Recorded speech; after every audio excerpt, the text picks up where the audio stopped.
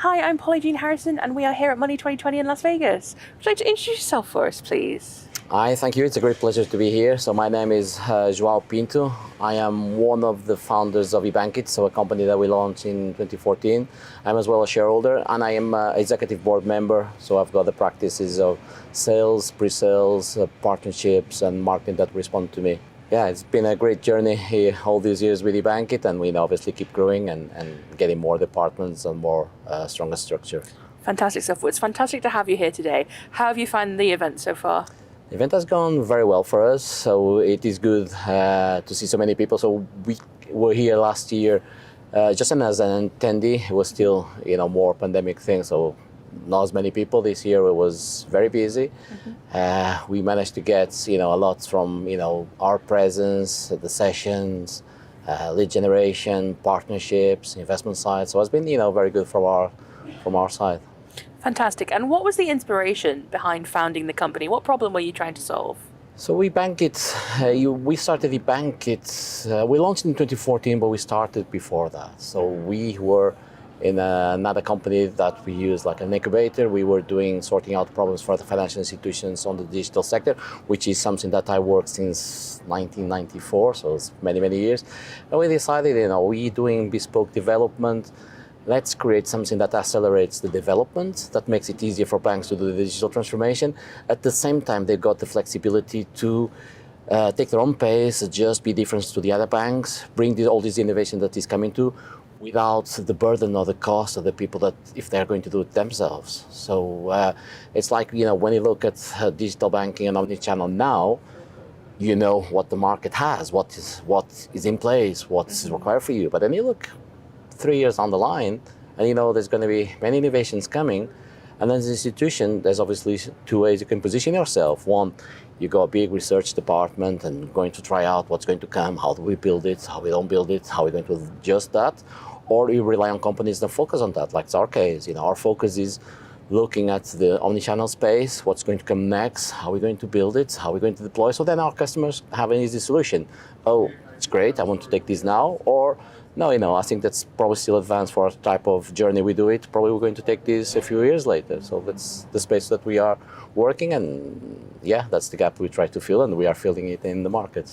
Fantastic. And what are the benefits of having a more engaged banking customer? Yes. So when we look at all this journey that financial institutions are having, we can go to the traditional banking of going to the branch, then digital solutions starts to appear in the late 90s, 2000s, so people were great, I can see my balance on the internet, or I can, the smartphones, the phones came, people, great, I can, check balances and do other things on my mobile phone.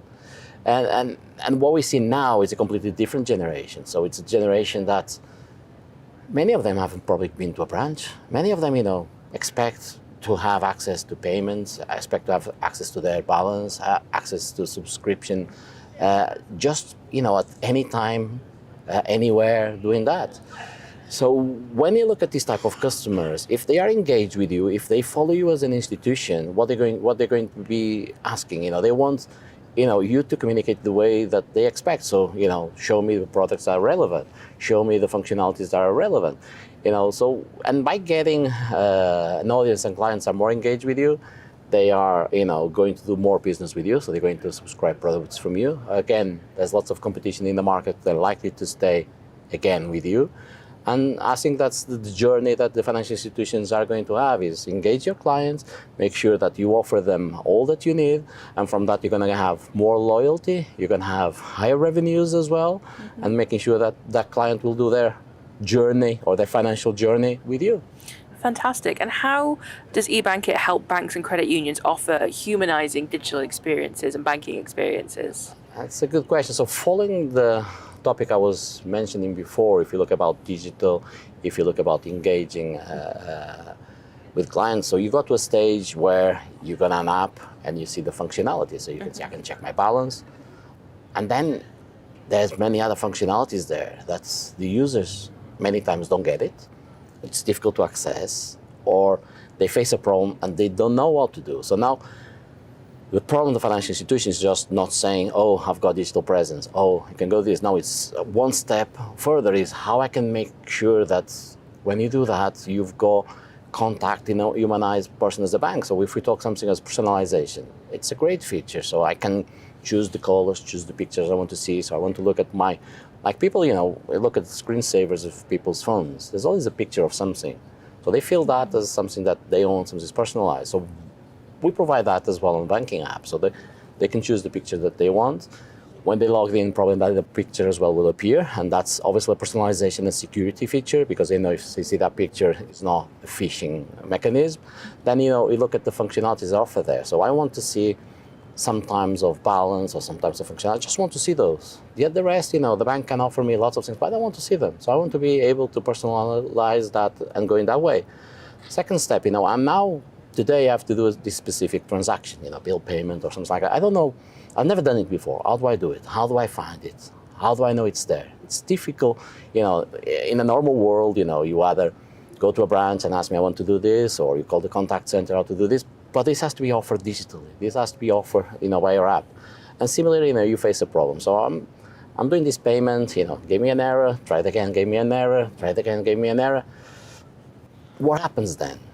Is your bank going to contact you? Am I going to have online help that says, I can see you doing this, give some proactive thing in terms of the user? Many banks don't do this. So that's something the user tries, user gets frustrated, will try to do it in different channel, even a different bank. So so he's missing that sense of humanizing, make sure that it's not only the technology, but how, as a client, as an end user, you feel the organization is behind you, understands your problems, understands your journey, understands you're trying to do that, and how do they help you? So this could be talking here about features as well in terms of humanizing bank that we offer to our solutions, and that have a great impact. And let's say many of them are just natural human behavior. It's like, as a person, I face this situation, what I would expect to happen next. And financial organizations as well think like this, will help them sort out this and make sure that the client is digital, is still connecting to the financial organization. Fantastic. And I know ebankIT is licensed in over 10 different countries. Are there any examples of some unique challenges from each of these different places? So the good thing from our side is when we built the ebankIT platform, the majority of the functionalities we embedded in the product were already looking in terms of multicultural, multi-currency, multi-language, different aspects of banking. So from that sense of the base platform, it has proven well to adjust to these markets. Then every time to go to a different market, there's always a localization that needs to be done. So it's how is a payment performed in a country compared to the other? How is the security? How is the login? How do I notify the clients? So all these things are specific to each country. So it requires an effort to localize that, and an effort to make sure that you adjust to the country and not the other way around. Like, okay, were successful in this country with this functionality, this is the way you're going to have it. No, it's always looking at that region, how it can be performed, how it can be doing things differently. So, for example, when we enter the Arabic markets, we have to get Arabic language. We have menus and other functionalities that work, right to left and left to right. So all these things were challenges that you have to bring that, and is an impact that you do on each of these countries. Thinking, if there's a specific functionality that will be really different, I'm sure there's going to be examples. But it's things, like payments, login, how security features. I remember the market that we enter, and for us having a second factor of authentication was normal, and that institution was the first one to introduce that in that market, and that created a big ripple for them. Why? Because they were the first one to say, look, normally you just log in with a username and a password, and now there's something else, either an OTP in specific context that you have to fill, either a push notification that links you to a code. And that was a struggle for the market itself. People were upset. So in that sense was required a level of preparation for the users, even understanding that these transformation was big for the markets. And so I would say here, the important challenge was to communicate with the end users, make sure that they understood why, what they have to do, and at the same time be prepared that your contact center might be getting lots of calls of people said, I've always done the same thing, and today he's asking me something different. What's happening here? So it's one of the challenges as well that goes on these points. And yeah, I presume all these implementations, all these markets have got a big part of the process, which is all this change management. How do I make sure that my clients, the bank clients, understand what the financial institution is changing and why they're doing that? Yeah, absolutely. And I'd love to know, do you think the metaverse can play a role in the banking universe? I feel like that's quite a big topic at the moment. Yeah, I think metaverse is a big topic in the industry, in the world. So the concepts of it, I think, not as evolved, but we're here as well for some time, trying to create as well, another way to interact with users where they can have their own functionalities and view of the world. So I think this is going to be part of our lives, whether it's going to be metaverse, there's going to be the one that breaks it, whether it's going to be something else afterwards, we don't know, but we see that's going to be a place that people are going to use. And when you look then to a place like this, is obviously you're going to need different parts of services you go. You can start with the usual, media, the videos, people interacting with each other. And then at the stage, there's going to be financial services. It's already are, so it's okay. So how do you perform those financial services? You can start obviously with all cryptocurrencies, NFTs, and then financial institutions see, okay, my user is using this channel, is present there. So how can I help my clients to be part of that? How can he be on the metaverse and suddenly he remembers, okay, but I had something to do, I had a payment to do not on the metaverse, on our universe, and you can link that to the financial institution to make that functionality. So I think it's going to be this interesting part in terms of challenge, how you give functionality for the metaverse itself, and how then you bring as well you as a brand, as an organization in the metaverse, linking to the real world. And I think that's going to be a challenge, and I'm sure financial institutions and all other organizations are looking to this new placement, and they're going to be present there.